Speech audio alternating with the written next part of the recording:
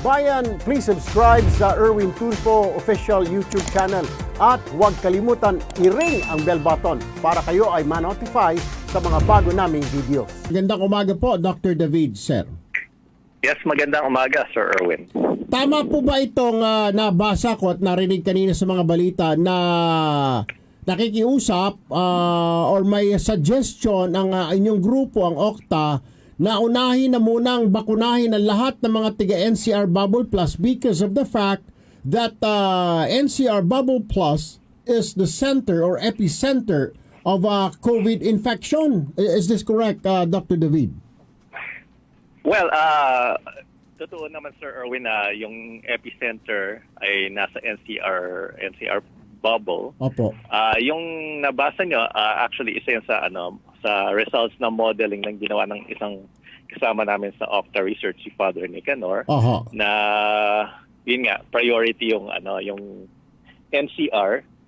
Although yung numbers naman depende naman sa syempre sa sa location, depende sa pag-negotiate, kumbaga. Ako kasi personally ang nakikita ko pwedeng posibleng yung mga dumadating na bakuna, pwedeng mga 50% allocated sa NCR. And then, kunyari, 20% sa Calabarzon. Kumaga, may allocation pa rin naman. Kasi kailangan pa rin natin i-address siyempre yung mga Metro Cebu, Metro Davao. Ito mga major metropolitan areas. Sila yung mga pinaka-at risk of a surge. Tsaka yung nagiging epicenter usually, yung mga major areas, parang Cebu, nag-surge nitong early part of the year. So, under threat of a surge pa rin naman sila. Pati yung Baguio laging medyo mataas yung bilang ng kaso. So, yung mga major metropolitan areas. Pero less priority. Doon sa mga regions na na hindi naman nagkakaroon ng surge. I mean, kunyari, yung mga Ilocos regions, Bicol regions, medyo malayo sila. So, hindi usually nagkaka-surge sa lugar na yun. Dr. Guido David, sir, maraming salamat po. Magandang umaga. Please stay safe and healthy, all of you down there at Octa Research. Thank you, Sir Erwin. Magandang umaga.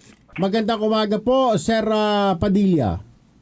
Magandang umaga, Erwin. Ito pong mga pila na nangyayari ngayon sa vaccine sites, nakikiusap o mga LGU na bago pumunta yung mga kababayan nila, yung mga tao sa mga vaccine sites, make sure na magparehistro muna sila because na pinapauwi lang ho Tapos kung hindi, napakadaming tao sa pila, baka maging dahilan pa ito kaya magkalat yung COVID. Pero parang hindi ho naintindihan ng kababayan natin, lalo na kahapon nung sinabing Pfizer, dinumog yung ilang vaccination sites.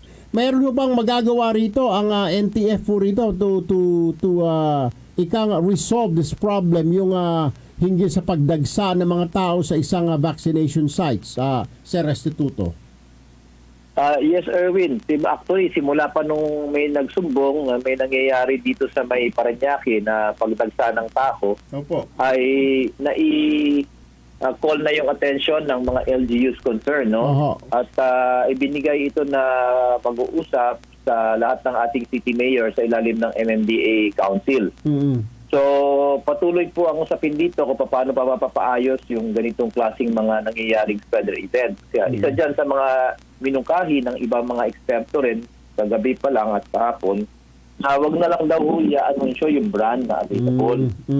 Para lang sa ganun, yung pagiging brand conscious ng ating mga kababayan ay hindi magdulot sa mga spreader event. Nung inanunsyo po na Pfizer, madami kong gusto pumunta kasi magkasta yung efficacy.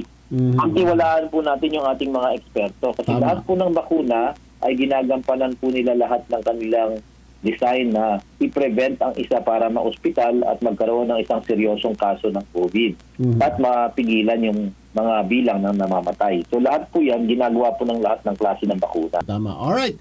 Sir Restituto Padilla Jr., spokesperson NTF against COVID-19. Sir, maraming salamat ha. Magandang umaga po. Ingat po kayo lagi. Magandang umaga po, Chairman Benhur Abalos, sir. Yes, Erwin, magandang tanghali po. No? Magandang umaga po sa lahat po ng mga nakikinig at nanonood. Magandang tanghali po sa inyo lahat. Alright, sir. Kahapon nga, may mga nagkaroon ng mga overflow ng mga pila sa mga ilang vaccination sites dahil nga gustong makakuha nitong Pfizer kahit na hindi sila naman nakarehistro o hindi sila inimbitahan dahil they did not register.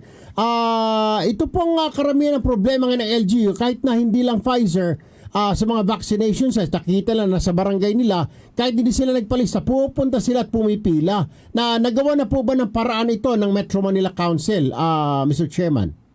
Well, actually, no, may tinatawag po tayong substitution. No? Unang-una, ang proseso po niyan, ito po sa local government units ng Kalakang, Maynila. Yes. Magpaparehistro ka, pre-registration. Opo.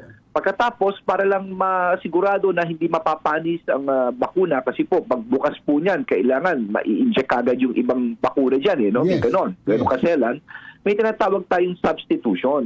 No? May substitution. At yung substitution na yun, kung talagang kulang, doon ka lang papasok. No? At kung namang sumobra, babalik ka na lang kinabukasan. Ipapalista ka na lang ulit. Pero may iilang LGU, kung bukod sa substitution at let's say kulang, talagang wala, doon pa lang inaano po yung mga dumadaan. Yung ilang LGU po ito, no? Ayoko lang hong banggitin. Kasi nga para ma-avoid yung ganyan. Pero siguro, pinag-uusapan din po ngayon yung guidelines po niyan kung paano gagawin ng DOH na kung sakali man, para mawala yung ganyan, ay doon pa lang sa screening, hindi i-announce kung anong bakuna meron ka sa first dose. Sa first dose. No? At kung nagpapa-screen ka na sa doktor, siguro yung doktor na magsasabi kung anong angkop para sa iyo. Na bakuna. At least para maiwasan po yung ganyang namimili at yung ganyang nagkakagulo po. Alright. Chairman Benhur Abalos. Sir, maraming salamat po for your time again with us today. Ingat po kayo lagi, Mr. Chairman. Salamat din, Erwin. At mag-ingat din po tayo. No? Ingat ka rin po. Salamat po. Bayan, thank you for watching. Kung nagustuhan ninyo ang video, mag-subscribe at i-like lamang ito.